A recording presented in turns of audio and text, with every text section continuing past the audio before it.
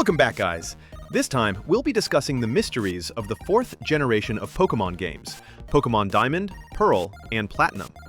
Behind the beauty of the Sinnoh region lie secrets, never fully explained, mysterious events, and disturbing places that still confuse fans today.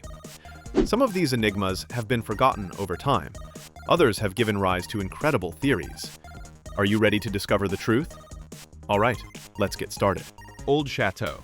The Old Chateau is an abandoned manor located in the Eternal Forest near Eterna City. To reach it, you need the cut move, as there's a small tree blocking the way. This place is famous for its disturbing reputation as a haunted place, so much so that it inspires fear among the residents of Eterna City. Even Gardenia, the city's gym leader, can't hide her unease. Despite her curiosity, when she approaches the mansion, she's often overcome by a sense of dread, fueled by the legends surrounding it. As we enter, the place immediately conveys a sense of abandonment and decay. The first room we encounter is a large foyer, characterized by 2 flights of stairs leading to the upper floor. Near the stairs stands a strange statue, shrouded in an eerie aura, its gaze fixed on an unspecified point, as if guarding a secret hidden within the manor's walls. Next to the statue is the entrance to the dining room, dominated by a long wooden table that seems to have seen better days, while on the left side of the room is the kitchen. On the first floor, we find a large bookcase in the leftmost room, filled with old, dusty volumes. The other 4 rooms are bedrooms, 2 of which have no beds, but one has a television, while the other, the one on the right, has no furniture at all. In the living room, in the bedroom next to the bookcase, there's a TV that remains constantly on, despite the apparent abandonment of the manor, displaying static images on the screen. This television actually houses a rotom that only appears at night, offering the player the opportunity to challenge and capture it. Based on the description of the location alone, it seems like a simple abandoned place that leaves the player somewhat perplexed, without a convincing explanation. But the real mystery arises from the presence of several ghosts that appear inside the chateau. In fact, the ghosts of a little girl and a butler appear from time to time, in the rightmost bedroom and in the dining room respectively.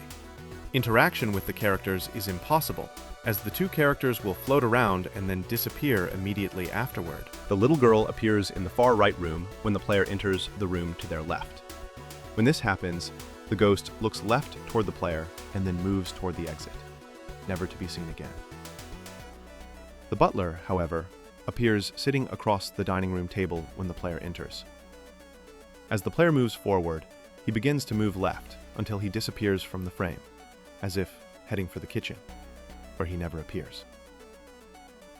The anime features 2 episodes showcasing Old Chateau. The first is Get Your Rotom Running, which reveals that the place is abandoned due to a power outage caused by a rotom that enjoys taking the form of various electrical appliances to prank visitors. Meanwhile, in the Pokemon Generations series, in the 10th episode, titled The Old Chateau, Cheryl, a trainer from the Sinnoh region, arrives at the manor to spend the night with her Chansey. During the night, however, they are attacked by 2 ghosts, the butler and the little girl, who confuse them with illusions and ultimately attack them. The question that now arises is, what mystery lies behind the presence of these 2 ghosts? Before continuing with the video and giving you a plausible answer, we'd like to remind you to leave a like and subscribe to the channel to support the content we are providing. It only takes a few seconds to do so, and it really helps us a lot. Thank you. Now, let's continue with the video. The manor is in terrible condition and suffers greatly from the abandonment of its owners, who appear to be members of Charon's family, one of the 4 commanders of the Galactic Team. It is said that Charon spent the first years of his life inside the chateau. It is said that a rotom was his best friend, as well as Charon's first Pokemon, and that they met in the garden of the Old Chateau. Nothing is known about how the Old Chateau became the abandoned and run-down place we see in the games, but we can theorize a few things by putting together the pieces at our disposal. So, to recap, there are 2 ghosts inside the chateau. A little girl, who could be Charon's sister, and the butler, who is probably a simple employee of the family who lived inside the chateau. One thing is certain, the chateau was definitely reduced to that state by a fire, a theory supported by the presence of burn marks scattered throughout the rooms. It's speculated that the fire was started by Rotom, after Charon ordered it to break into some appliances to see if it could do so.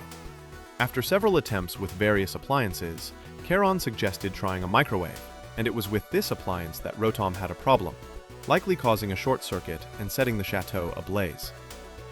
As the fire spread, every room filled with smoke, including the one where Charon's sister was present. Unfortunately, the little girl was unable to save herself due to the toxic clouds that were now spreading throughout the house. A last-ditch effort was made by the butler, who ran into the kitchen to retrieve something to try and save her. But things, as you can imagine, went awry. By then, the toxic clouds had completely engulfed the house, and the butler also died from inhaling the smoke. If we observe the movements of the two ghosts in the game, the little girl's movement appears to be a desperate attempt to escape the smoke-filled room. The butler's movement, however, is an infinite loop of trying to run to the kitchen to find something to help the little girl, hopeful that he can still save her. After the mistake that cost the death of his sister and the butler, Karen decides to leave Rotom inside the house forever, blaming it for the loss of those dear to him. However, he hasn't stopped trying to understand what went wrong during their ordeal, almost unable to accept everything that has happened. This is demonstrated by the presence of his Rotom's room in Team Galactic's headquarters in Eterna City in Pokemon Platinum, the Hearthome City Church. The next mystery is one of those mysteries that perhaps didn't bother us as children, and perhaps many of you don't even remember this building. In the Sinnoh region, specifically in Hearthome City, in the eastern part of the city, there's a building much larger than the others. Upon entering, we discover it's a sort of church, an unusual feature in a Pokemon game where religious themes are usually avoided, being a title designed primarily for children. Furthermore, strangely, there's no background music inside, creating a sense of unease and tension. All of this, combined with the fact that Generation 4 introduced the figure of a Pokemon god, led many to believe this place might be linked to an important event. But as we know, that wasn't the case. There's no concrete evidence that this cathedral holds a mystery, but it's curious that they chose a church to fill that gap from all the options available. Furthermore, typically, in games in the franchise, placing a building this large and different from the others serves to hint to the player that there's some important quest to complete. Trying to talk to the characters and examining the decorations inside, we can't find any clear clues. The conversations are general and about the Pokemon world and life, but there's no mention of Arceus. On the central wall, we find an image that appears to depict the Spear Pillar, but no clues are revealed. However, in the remakes, Shining Diamond and Shining Pearl, the church's exterior has been modified. On the facade, a figure appears that appears to represent Arceus, but in a form never seen before. This fueled theories about a new form of Arceus that was thought to be seen in Pokemon Legends Arceus. In fact, it was later confirmed that the one we know isn't its true form, but merely a manifestation. Unfortunately, even in Pokemon Legends Arceus, we haven't received any concrete answers, so this remains another unsolved mystery. Pokemon Beta. Unlike what we've become accustomed to seeing from previous generations, in the Pokemon Diamond and Pokemon Pearl games, all the Pokemon featured in the beta versions of the game were later included in the official games, all except one. Kyurem, whose name derives from Chimera, is a beta Pokemon that was never released in the official version of the 4th generation games. It was initially placed in the slot reserved for Giratina, but unlike the placeholder Pokemon we'll discuss shortly, this one doesn't appear to be a placeholder for Giratina, but rather a Pokemon in its own right. The Pokemon appears to be a reference to a Chinese entity also known as a member of the Four Dangers, named Hunduan, a six-legged mythological entity that represents chaos, or, in some variants of the myth, the cosmic egg from which everything is born. From this last variant of the myth, it can be hypothesized that Kyurem was not a creature inferior to Arceus, but equal to it, or even a creature born from the chaos that in turn created Arceus. Unfortunately, this mystery remains, and strangely, Kyurem was replaced shortly before its official release. Giratina was chosen in its place, a Pokemon that certainly has a different lore than what one might imagine for Kyurem. As mentioned before, the Pokemon present in the Diamond and Pearl beta are all the Pokemon we later saw in the final versions of the games. However, viewing the beta, we find many Pokemon not in their final versions. We find a Darkrai that was certainly designed and complete in terms of artwork and lore, but with a placeholder that seems to have been rushed, just to try it out in the game. The same is true for Pokemon like Probopass, Shaymin, Regigigas, and many others.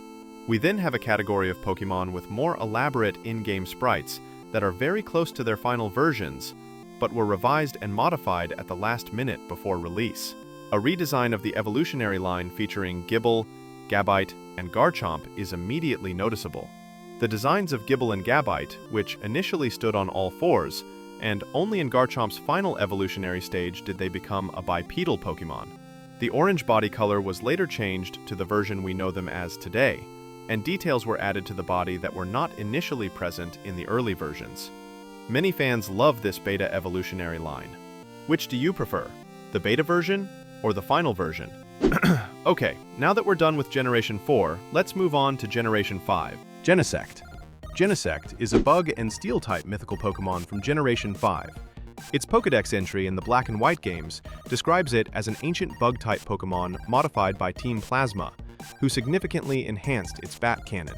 However, the Pokédex entry for the Black and White games, White 2 and Black 2, states that Team Plasma actually equipped Genesect with a cannon. I'm pretty sure the second one is correct, but that's just my opinion. What about you? What do you think?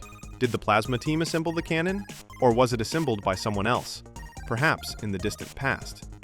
Let me know in the comments. Returning to Genesect, the question that now arises is what is this Pokemon's true origins? Checking the Pokemon Wiki, we immediately notice various references taken from the manga and anime. In the 119th episode of the Pokemon Black and White series, titled Meowth, Colress, and Team Rivalry, we see the first appearance not of a single Genesect, but of a group of 5 Genesect. Before the events of the animated series and the 16th movie, the Genesect army was created by Team Plasma in their laboratory. After their creation, however, the Genesect decide to attack them, driving Team Plasma away and destroying the entire laboratory. The army of 5 Genesect is led by a shiny Genesect, known as the Red Genesect. There are other small appearances in the animated series, but they don't shed any new light on their origins. In the 16th movie, which I mentioned earlier, the Genesect group is seen flying through a blizzard to reach their homeland. While trying to reach the top of a mountain, the Red Genesect is buried in an avalanche, while the other 4 are saved by Mew. Mew explains that too much time has passed since they were last alive. This short piece of Pokemon dialogue gives us a hint that perhaps these Genesect aren't simply modified, but are some sort of reanimated undead, something like Naruto's Edo Tensei. Okay, maybe my imagination's running wild and I'm getting carried away with speculation, but it's still a fascinating theory, don't you think? The movie, apart from what Mew said, doesn't give us any other significant clues, and doesn't tell us how Team Plasma managed to revive the Genesect and modify them. If it was them, of course. However, checking the manga reveals a little more about these Pokemon's past. It says that Genesect was a bug Pokemon that existed 300 million years ago, and that before the Black 2 and White 2 arc, it was revived and modified by Team Plasma, who added steel armor and a cannon to its body to make it a war machine. Now, we're certain that these Genesect are practically undead, and that my speculation was correct. But now, another question arises. Now that we know they were reanimated and fitted with an artificial exoskeleton, what could Genesect's original appearance actually be? Most of the community thinks this Pokemon is just a fictional generalization of prehistoric arthropods, but there is a good portion of fans who believe it is actually based on a creature that once existed. They mainly refer to Kabutops, even going so far as to say that they could, in fact, be the same creature. Sure, they have physical similarities, such as the flat head, number of limbs, and posture, but unfortunately, there are also many inconsistencies. The biggest is that, as we know, Kabutops has a well-developed internal skeleton, and since Genesect is an insect-type Pokemon, that means it should be an invertebrate, like all other insect-type Pokemon. Perhaps there is a possibility that Kabutops is a relative of Genesect. I want to weigh in on this speculation. Given the similarity in appearance between Genesect and Kabutops, and given that we're no longer in Kanto, but practically on another continent, I'd also consider the hypothesis that Genesect is, it was, a different regional form of Kabutops. What do you think? Does this theory hold up? A final theory that intrigued us was that of a Reddit user. This user explains how Lurantis, a grass-type Pokemon from Generation 7, despite its bug-type appearance, could actually be related to Genesect. In fact, Lurantis is actually a plant that pretends to be an insect, a defense mechanism used to scare off predators. The question this Reddit user asked was, what is Lurantis imitating? There are no insect Pokemon that resemble Lurantis, and if we place its sprite alongside Genesect, we can see a distant resemblance. In conclusion, this Reddit user's speculation is based on the possibility that Lurantis took on the appearance of Genesect a long time ago. Obviously, this is nothing official, but simply speculation from a fan with a rather interesting imagination. I find it quite interesting and plausible. And you? Kyurem. Kyurem, which in my opinion has been somewhat poorly placed as a legendary Pokemon in the game. It is a Dragon Ice-type legendary Pokemon that dwells in the depth of the Giant Chasm. By the myth, its origins are very similar to those of Deoxys. In fact, Kyurem is also an extraterrestrial life form. But while Deoxys was a virus just before entering the planet's atmosphere, Kyurem was already fully formed before even arriving on the planet. According to the legend, Kyurem arrived on our planet inside a huge icy rock, perhaps a fragment of a meteorite or a cocoon it created itself. The place where this enormous rock crashed is precisely the Giant Chasm. Kyurem is considered one of the most powerful Dragon-type Pokemon, and the legends of Lacunosa Town dictate that Kyurem would come out at night and eat both Pokemon and people. To prevent further raids, the people of the town built walls and forbade night travel. Even during the events of Black White, Black 2, and White 2, everyone in Lacunosa Town stays indoors at night. I am sure that it is the most powerful Pokemon, at least of the Dragon type, in the Unova region. But what is its connection with Reshiram and Zekrom? I know that they are considered as the Tau trio, and that doesn't make any sense to me. The Tau is about yin and yang, good and evil, two sides of one thing. So why it is a trio? Kyurem doesn't suit between them. If we consider the 15th Pokemon movie, Kyurem versus the Sword of Justice, we can say that Reshiram and Zekrom are just part of Kyurem's power, since it can transform into its white and black forms. Okay, I'm not the one that consider canon what happened in the movies of the franchise. But since the Pokemon Black and White games don't give us enough information about the background of this Pokemon, I guess we can take those information as a hint. I'm pretty sure that my consideration is not that wrong, even though it still is a nonsense for the Tau dualism. If you enjoyed the video, please remember to like and subscribe to the channel to support us. Thank you for doing so. Strange house. Unova, like all the previous regions we've seen in the entire Pokemon Mysteries series, features peculiar places that initially make you doubt what you've actually seen. One of these places is the strange house located outside the Reversal Mountain. The house appears to be a small, old, abandoned 3-story residence. The ground floor includes a large entrance area with 2 rooms and stairs leading to the other parts of the house. On the lower floor is a library. While going up the stairs, we'll find 3 more rooms on the first floor. Here too, like the old chateau from the last episode, there are ghosts. In this case, more specifically, the ghost of a girl who, as we explore the house, will deliberately move various pieces of furniture to force us to enter specific rooms. The entire house contains nothing of significance except the lunar wing or lunar feather, which we'll find in one of the many rooms. This artifact is rare and is considered legendary and associated with Cresselia. If we look closely, the ghost of the girl inside the house is the same one that appears on the Marvelous Bridge when we walk across it. We'll see the sprite of a girl suddenly disappear as soon as we get too close. Speaking to an old woman nearby, she'll tell us that the girl used to play with her Abra before the bridge was built. That's all we know about her, with no further convincing explanations. This is where the fan theories begin. Some thought she was a trainer in the game who, using her Abra, enjoyed scaring the player by teleporting. Subsequently, countless other theories have gained credence in the community. Some believe this girl died during the construction of the bridge while playing with her Abra and returned as a ghost to find her old Pokémon. Other users, however, believe it's actually the psychic-type Pokémon wandering the bridge in the hope of meeting its trainer again, who passed away there. In this scenario, one might think that Abra herself is creating the illusion of being that very girl, and as soon as the player approaches, she teleports away. A final theory regarding this character is that the young girl was killed in her sleep by Darkrai, and that the lunar feather, located inside the strange house, was brought by someone who attempted to use it to awaken the poor girl. Unfortunately, however, whoever brought it appears to have arrived too late, leaving the object in the room and leaving everything as it was. Beta Pokemon.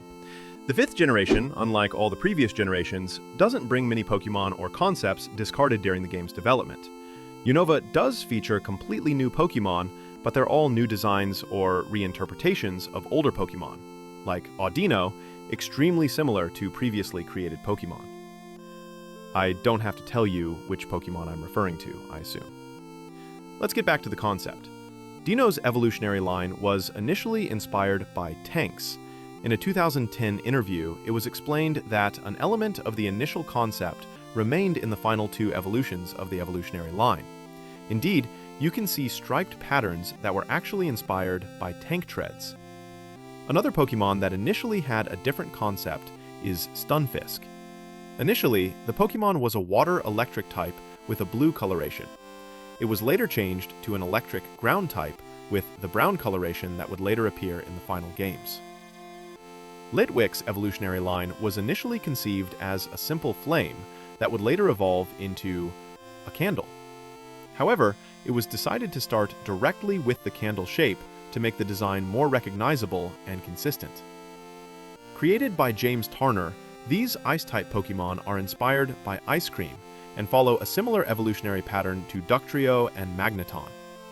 Looking for new ideas for fighting-type Pokemon, Sugimori considered creating a Pokemon based on Judo. During the development of Diamond and Pearl, the design of what later became Throw was scrapped. It was later repurposed for Pokemon Black and White, and a rival counterpart based on the Karate Chop was also created. Furthermore, these Pokemon initially had horns, but not eyebrows. Personally, I would have preferred them this way, with horns rather than without. What about you? So, with this last bit of trivia, I conclude our journey through the beautiful region of Unova. Unfortunately, Unova brings with it so many mysteries, making it a region impossible to fully explore in a single video. If you're interested in discovering and delving deeper into other 5th generation secrets, let me know in the comments below. Remember to subscribe to the channel so you don't miss future content, and we'll refer you to previous videos on the mysteries of other generations if you haven't seen them yet. We'll see you in a future video. Thank you so much for watching. See you next time.